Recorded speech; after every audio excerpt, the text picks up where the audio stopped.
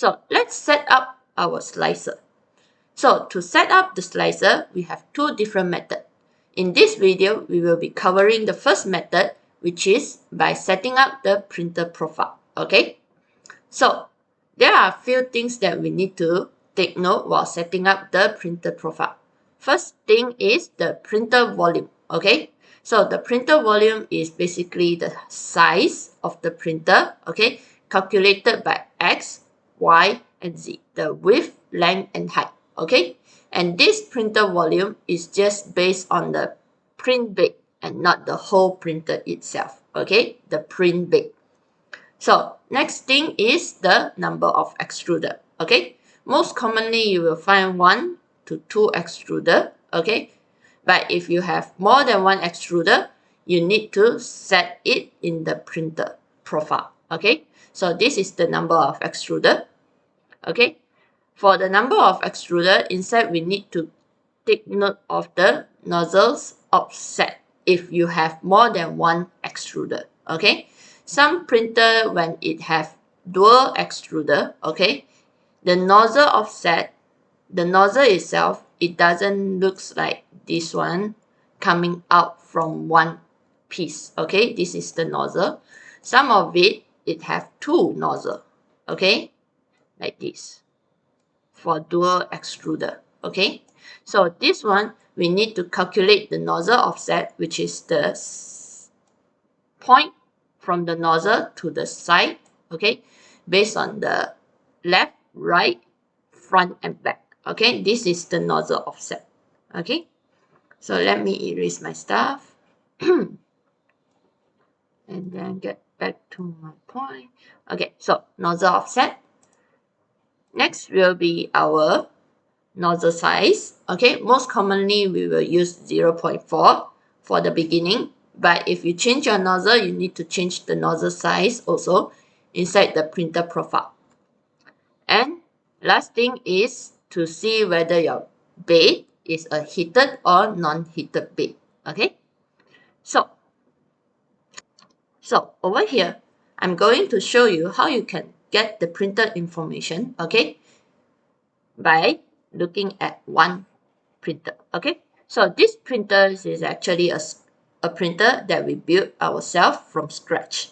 So if you want to find the printer information through online, it's hard to find. Okay, so over here, let me tell you about this compatible material diameter. This one I didn't include from the previous slides. Okay, so this compatible material diameter is basically the size of the filament, okay, that this printer can use. Most commonly you can find the printer can use for the filament with the size of 1.75. Okay, so let's get started. First of all, the number of extruder. Okay, so the number of extruder for this printer is 1. Okay, you can check the number of extruder not only by looking at the nozzle over here, okay, the hot end, but you can see also from the back here. Okay, this one is the stepper motor for the extruder. Okay, so this stepper motor basically will push the filament out to the nozzle. Okay, so if the printer have more than one stepper motor for the extruder, then which means the number of extruder for this printer is 2 instead of 1. Okay, so this is the number of extruder. Let me clear my drawing. Okay, next is the print volume. So the print volume is measured by X, Y, and Z. The width, okay, is 220 millimeter, okay, which is 22 cm. Y is also the same, 220 millimeter, okay, and the Z, you should measure it like this. First, you need to push your extruder, okay, to the top, and you measure it like this, from the bed, okay, to the top of your extruder. Okay, so the size of this, the height of this print volume, is 240 millimeter, okay, which is 24 cm. So this is the printer volume.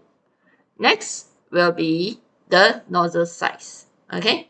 So this nozzle size really depends, okay. Sometimes if you want to change the nozzle size, you should change it based on here for the printer profile also, okay. So for here we are just using 0.4 millimeter, but if you change the nozzle, okay, size, okay, you should change it inside your printer profile also, okay. Most commonly you can find 0.2 up to 1.0 millimeter, okay. And then the next one is this printer is a heated bed, okay, and then the compatible material diameter is 1.75, okay. So once you gather all this information, we are going to put this into our Cura slicer, okay. Okay, so over here you can see I have switched on my Ultimaker Cura, and this is the first time I'm setting it up. That's why I will have this pop-up message. Okay, so welcome to Ultimaker Cura, and let's get started. Okay, so you agree to the user agreement, okay, and then click on next. And okay, if you have a Ultimaker if you want to make a free Ultimaker account, feel free to do so, or else we can just simply skip. Okay, so here I'm going to skip this, and then over here is the most important part: add a printer. So first of all, the printer that I show you inside the slide is a non-network printer. Okay, so we can't add it using a network, using the first option. So let's click on the second option, okay, and then we are going to add it by choosing custom, okay, this one, okay, custom FFF printer, okay. So over here, click on custom and click on custom FFF, and then over here the printer name you can rename it to any name you want, okay. So I will put it the name as my printer, okay, and then I click on next.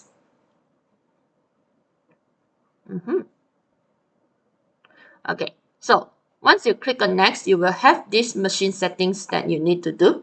Okay, so just now the print volume that we get, the information that we get is 220 millimeter by 220 by 240 millimeter, 240. Okay, 240 millimeter. So let's change the X, Y, and Z. Okay, X should be 220. Sorry, 220, okay, y also 220, and the z is 240 millimeter, okay. The build plate shape is basically rectangular, okay. Elliptic is mean round, okay. So if you are using a round plate, you just choose this one, but we are going to choose rectangular. And then the center point, okay, this one origin at center is okay, you just leave it empty. Okay, the heated bed, we must tick it, or else we can't set the print bed volume temperature. Okay, and then G-code flavor, we can just leave it as marlin. Okay, and the next one is the number of extruder. This one is very important. You can see you have quite numbers of extruder. Okay, if your printer is using more than one extruder, you should choose accordingly. Okay, so we are going to choose this as one. Okay, and then after that we are going to extruder one, and then change the compatible material diameter. Okay, this one is 2.85. We are not using 2.85 millimeter for the filament, so this one we should change it to 1.75. Okay, and the nozzle size is 0.4. Okay, you can add any G code for the extruder also. Okay, G code is basically the code, the lines of code to command your 3D printer. Okay, so this is all. Okay, and then let's click on the next button. Okay, after that you can just click on next. Oh, it's actually their advertisement. If you want to read it, you can go through with it. Okay, I'm just going to click on next, and finish. Okay, so over here we have our slicer set it up already. Okay, so this is the slicer. Okay, you can feel free to turn it around. So to turn around, you should click on your right click, okay, and drag it. Okay, but if you want to move it away like just now, like this one, okay, you should hold on the shift and click on your mouse button to drag it.